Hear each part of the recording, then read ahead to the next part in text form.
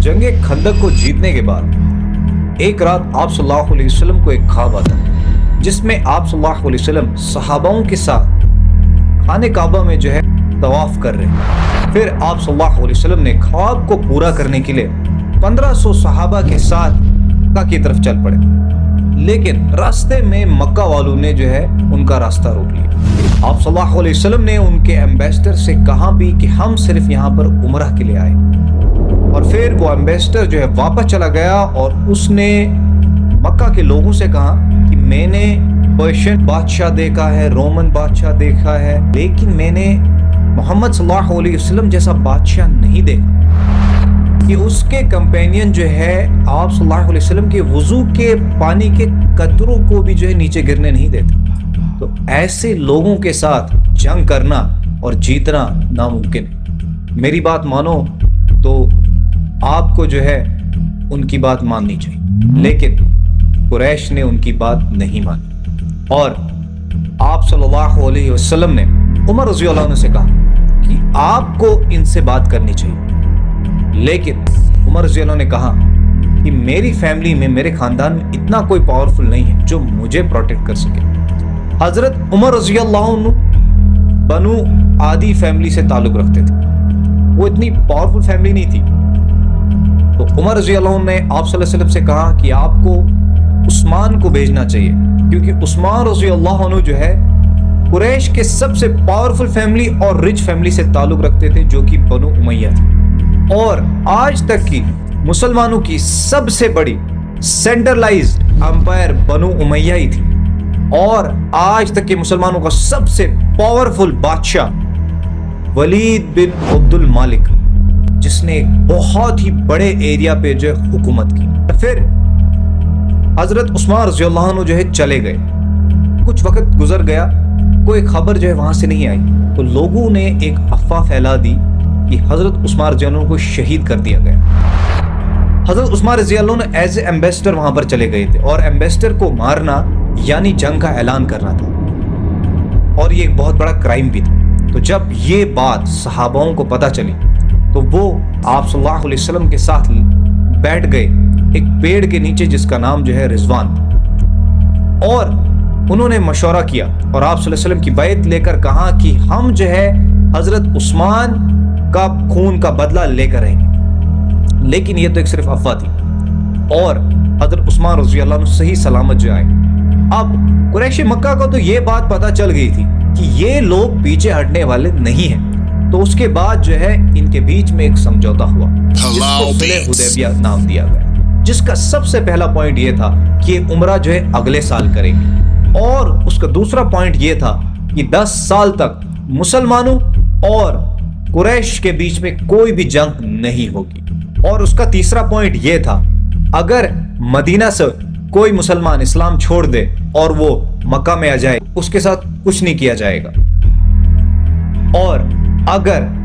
मक्का से कोई मुसलमान हो गया और वो मदीना की तरफ चल पड़ा तो उसको जो है वापस जो है दिया जाएगा, यानी उसको वापस भेज दिया जाएगा। तो ये बात तो एक तरफा थी जिस पर कोई भी सहाबी जो है राजी नहीं हुआ, लेकिन आप सल्लल्लाहु अलैहि वसल्लम ने इस बात से भी एग्री किया। अब कुरैश की तरफ से जो शख्स उस एग्रीमेंट में था,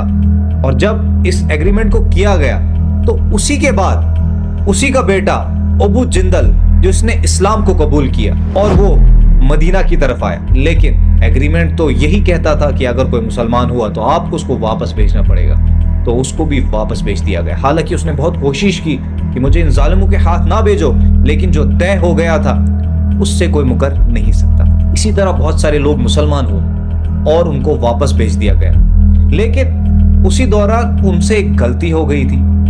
कि उन्होंने एग्रीमेंट में सिर्फ आदमी के लिए वो बात कही गई थी कि अगर कोई आदमी मदीना आ जाए, मुसलमान होकर मदीना आ जाए तो उसको वापस भेज दो, लेकिन अगर औरत आ जाए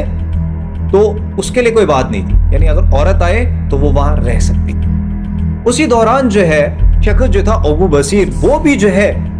मदीना की तरफ चला गया, उसने इस्लाम को कबूल किया, लेकिन वहां से उसको निकाल दिया गया। तो वो जो है मदीना और मक्का के बीच में एक रास्ता था जो कि एक तिजारत शाम के और मक्का के बीच में तिजारत का मेन रास्ता था, वहां पर रहने लगा। اسی طرح بہت سارے لوگ جو مسلمان ہوئے اور وہ بھی جو ہے وہیں رہنے لگے، اور دیکھتے ہی دیکھتے وہ ایک بہت بڑا ٹاؤن بن گیا، اور وہ تجارت کا ایک راستہ بھی تھا شام اور مکہ کے بیچ میں۔ تو اس طرح جو ہے ابو بصیر نے جو ہے مکہ والوں سے اپنا بدلہ بھی لیا، جس میں بہت سارا نقصان جو مکہ والوں کو ہوا۔ اب جو ایگریمنٹ انہوں نے اپنے فائدے کے لیے کیا تھا، لیکن وہ اب انہی پر بھاری پڑنے لگا کہ اب وہ کہنے لگے کہ اس ایگریمنٹ کو ختم کرو اور جو بھی مسلمان ہوتا ہے اسے مدینہ میں ہی رہنے دو اور اسے جو ہے اچھی طرح وہاں رکھو۔ تو یہ ایگریمنٹ جو ہے اب ان کو جو ہے کھٹکنے لگا۔ اب جو دوسرا ایگریمنٹ تھا کہ 10 سال تک مکہ کے بیچ میں اور مسلمانوں کے بیچ میں کوئی جنگ نہیں ہوگی، تو آپ صلی اللہ علیہ وسلم نے اس کا پورا فائدہ اٹھایا۔ جو باہر کے ممالک تھے، باہر کے امپائر تھے، پرشین تھا، روم تھا، ایران تھا، آپ صلی اللہ علیہ وسلم نے وہاں پر جو ہے اپنے خط بھیجے۔ اب کرسچنز اور یہودی ان کی کتابوں کے اکارڈنگ انہیں پتا تھا کہ مدینہ میں ایک پیغمبر آنے والا ہے، تو جب انہوں نے خط بھیجا کہ جہاں پر انہوں نے سب سے پہلے ایتھوپیا جو ہے آج کا ایتھوپیا ہے، تب وہ جو حبشہ تھا وہاں پر جو کرسچنز تھے، جو کرسچن بادشاہ تھا، اس نے تو اسلام قبول کر لیا، کیونکہ ان کے کتابوں کے اکارڈنگ تو یہ ایک نبی آنے والا ہے، ایک پیغمبر آنے والا ہے۔ لیکن جو رومن بادشاہ تھا اس کو یہ بات سمجھ میں نہیں آئی، اور اس نے جو ہے قریش کے لوگوں کو بلایا، اور ابو سفیان بھی وہاں پر موجود تھے، اور ابو سفیان نے بہت ساری باتیں جو ہے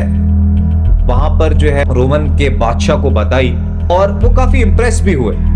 اور اس نے ان سے کہا بھی کہ جانتے تھے کہ ایک پیغمبر جو مدینے میں آنے والا ہے، لیکن ہمیں یہ نہیں پتا تھا کہ وہ جو ہے عربیوں میں سے ہوگا۔ اور اس کے بعد جب ابو سفیان باہر آئے تو اپنے لوگوں سے کہا، لو اب جو ہے محمد علیہ السلام سے تو رومن کا بادشاہ بھی گھبرانے لگا۔ اس کے بعد جو تیسرا خطوط ایران کی طرف بھیجا گیا تھا، جہاں پر جو خسرو جو بادشاہ تھا وہ ہے آگ کی عبادت کرتے تھے، اور جب ان کو خط ملا تو اس نے کہا کہ اب